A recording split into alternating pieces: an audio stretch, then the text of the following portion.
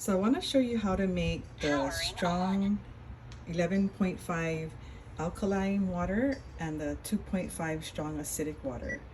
This button here says 2.5, but when we press this button, it'll always make the two waters. Remember, alkaline water comes out the top hose and acidic water comes out the bottom. So what we're going to do is, if you haven't done it already, you're going to remove this bottom paddle, and then you're going to pull out this container. And this is for the electrolysis enhancer. When I got the product, it was in a bottle like this. You might have it in a little pouch right now. But what you want to do is you want to undo this top. You want to not touch this little blue thing in the middle, but you want to press here, right? Undo it, and then one container should fit into this canister. And then once you have that filled, you want to stick it back in and then replace the cap. So when you turn your water on, I want to show you how to make it. It's going to say strong acidic water, right? We got the 2.5. Okay, so right now I have the water too fast, so it's telling me to decrease the flow. So one of the things that you do with this water, the slower the water is flowing, the stronger the waters are, okay? Now if it's too slow, the thing will tell you to increase the flow. So you kind of want to bring it down to the lowest flow possible. So the machine will tell you increase flow, and then from there turn it up until the machine stops talking. And I usually have it at this kind of beating, when it's beating like this. And then the next step would be is to run your fingers under it back and forth like this. And when you feel that it's slimy, it's ready to go. And another test too is when it becomes slimy like this, if you were to go down and capture this water here and smell it, it should smell pretty strong, like some kind of ammonia kind of smell, okay?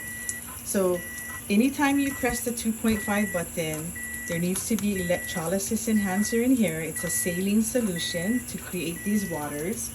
And you always want to have two containers. So I always capture this for sanitizing on the bottom here, the acidic water. And the 11.5, I use this to not only clean surfaces, remove grease because it can emulsify oil, but I use it to remove pesticides from my produce. So if you want to wash your fruits and vegetables, this is what you would do. Okay? And so what I like to do is I like to put this in, containers. I can show you some containers later. But you can spray it on your counters and things like that for cleaning and sanitizing. I can give you a list of things how we use this water. When you're done with it, what you want to do is, if I was to turn off the machine, okay, the machine, let's see what happens. Okay, it doesn't happen.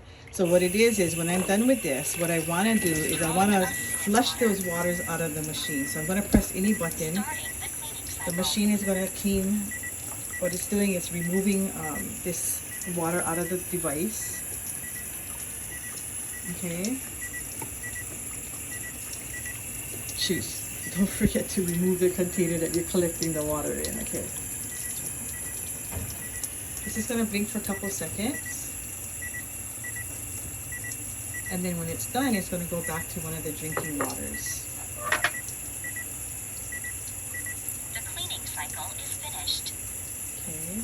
Kangen water, Okay, so it's going to 9.5. say that now you're ready to drink. You never want to use a 2.5 setting and then shut the machine off and walk away, because what it is that strong acidic water and things will be sitting inside the machine. So you want to flush that out with a cleaning, okay? And you turn off the water. So this is only sitting for a minute or two. This is how quick it'll take the pesticides off your produce. Okay. I know this doesn't come off when you wash it with tap.